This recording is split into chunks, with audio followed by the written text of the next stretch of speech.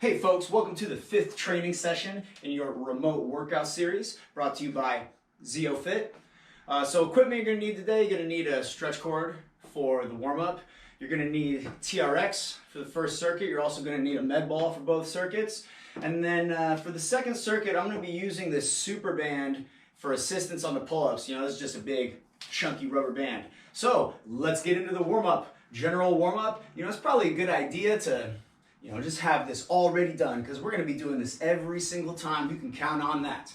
After that, go into 10 and 10. The 10 and 10 we're going to do today, we're going to get a little bit more on the heavy side with the push-ups. So we're going to go the first 4 with 4, the next 3 with 3, the next 2 with 2, and then the last one with 1. And that one it's got to be perfect. So you're going to get a little more quantity here. So you're going to walk out for the first 4. 1, 2, 3, 4. You do that for 4, then the next 3. 1, 2, 3. That's an optional variation if you want to throw that in. The next 2, that's the Ukimata variation if you're into that. And then the last one, I really just like to control down, really find stability through the chest and shoulders, and then just press up and really keep the core tight. Then get into those 10 beautiful corrective squats. Don't want to rush these. Get through them and really get something out of them in terms of range and posture. Have fun. Okay, welcome back. So here's that kettlebell that I forgot to mention. And then before we go on, one more other thing I forgot. Let's get into sharks, the short arc rotator cuff series. We're gonna go 20 reps on everything and really put some attention to this.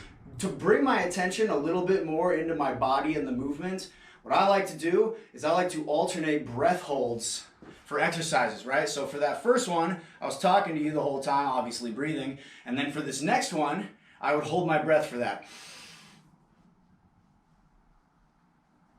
And then I would just hold my breath, go through the reps and alternate. So I breathe for a set, then I hold my breath for a set. And I go through that way for the entirety of the movement. You can find all those details and what the moves are right up there. So moving forward into the circuit, we're gonna go through this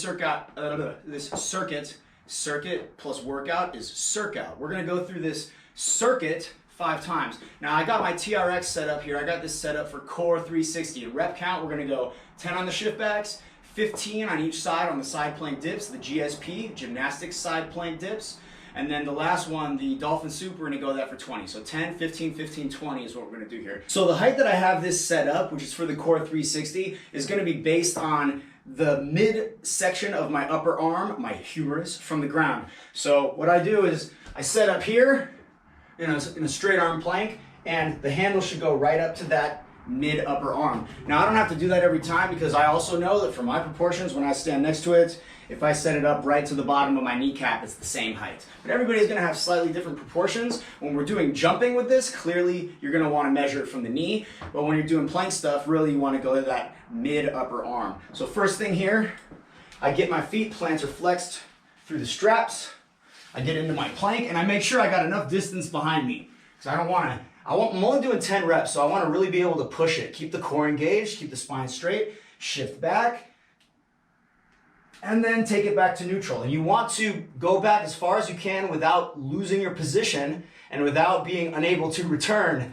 So I'm gonna shift back and I really feel my lower abs are squeezing to tilt my hips forwards and prevent my back from arching. Once the angle starts to become so difficult that my abs can't hold my hips in that position, then that's as far as I'm gonna go. I don't wanna go beyond that point. I don't want to lose this connection and then strain my low back. So you gotta go with this, start off being a little bit conservative and then gradually find what your range is. So once again, watch it shift back. I don't want this to start to happen here. So I hold the abs, hips should be right at shoulder height, shift back, and return to neutral. From there, I'm onto my side for the side plank. My top leg is in front at shoulder width. Up here in a T position, bring the hip to the ground. Right back up, going 15. Switch around to the front so that you don't cross the band over. Set it up the same way on this side. 15. And then you can just cross the band at this point because your feet are gonna be together anyways. And set it up for the dolphin soup. So again, plantar flexed, Race start recovery position, drive up.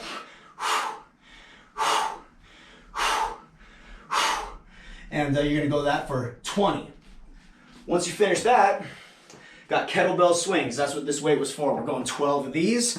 Just really good form. Feel that hinge from the hips. Feel the posterior chain stretch out, and then snap tight and propel that weight forward with the breath.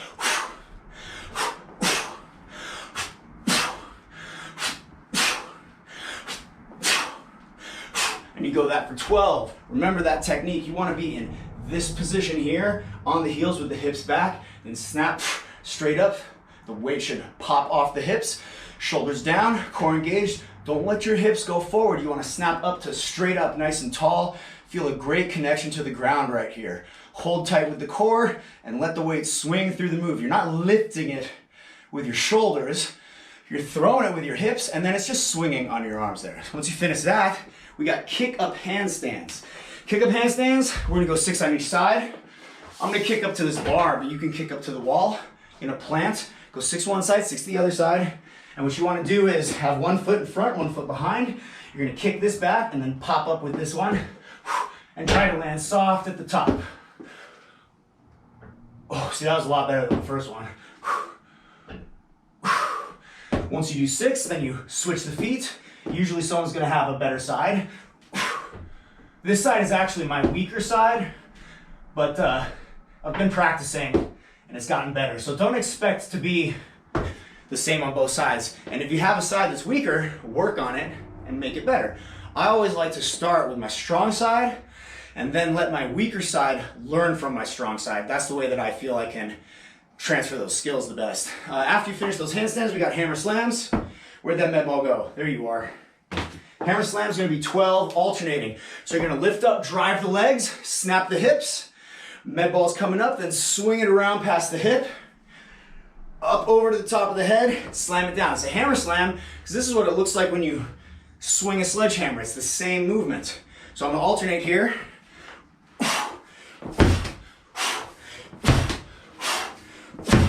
Now when I'm doing this move, you're going to go for 12 there. When I'm doing this move, I want 3 acceleration points for the ball. 1, coming off the ground, that's an acceleration. Number 2, swinging around the hip, that's an acceleration.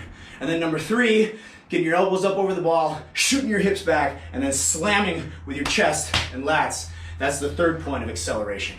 Hit all those points and maximize the acceleration in all those points.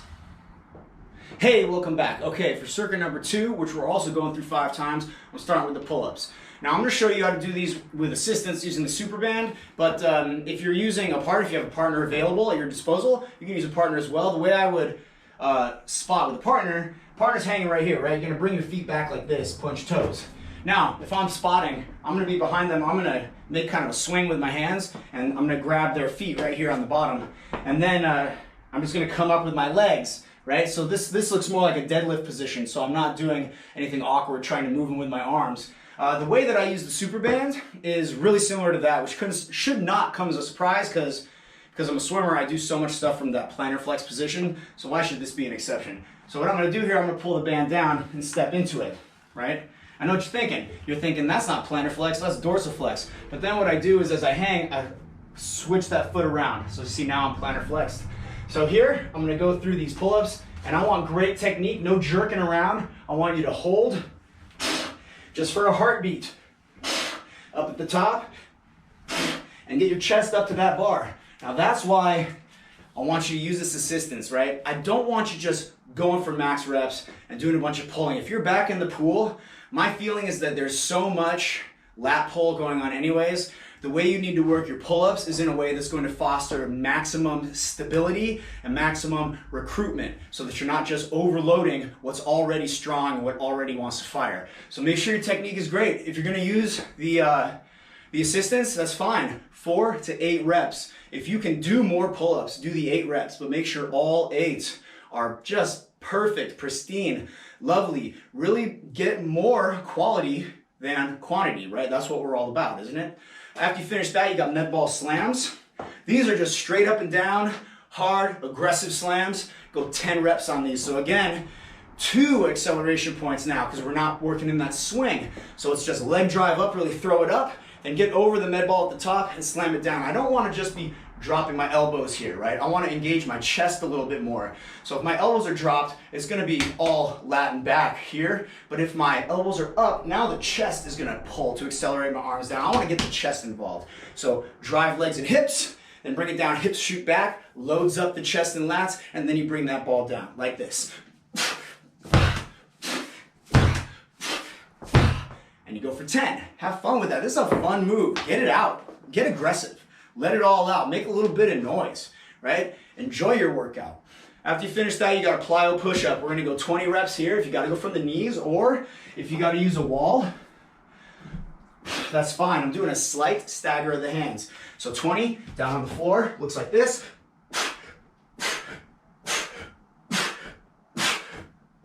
And it's not just the arms that move, right? It's the shoulders and the hips that move as well. So make sure that you're not just moving your hands, from your shoulders, but rotating your shoulders to change your position. So it's just as much about the body as it is about the shoulders. Once you finish 20, you got pull and twist. So we're gonna get that TRX back out here.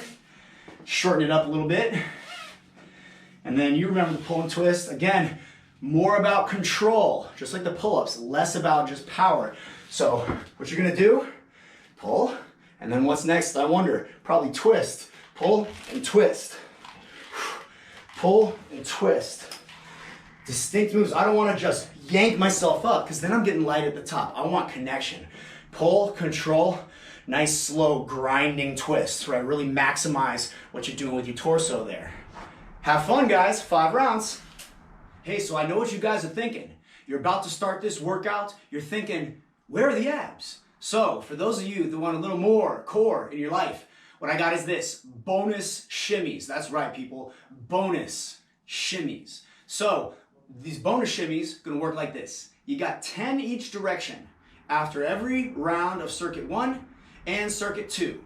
So for those math whizzes out there, you'll see that that's a total of 100 shimmies in each direction. And that is a gift that you're gonna feel for a couple of days. So the shimmy, as you recall, here, shift back to the shoulders, rotate the hips, then shift to the hips, rotate the shoulders. So the hips, shoulders rotate, and I'm shifting my weight from the front to the hips, to the back, to the shoulders, and in that way I'm kind of walking down the floor. So you go 10 each way. You can go 10 one way, 10 the other way, or you can go 5 each way twice. Either way, 10 each direction. So, bonus abs. That is your mission, should you choose to accept it. This message will self-destruct in 3, 2,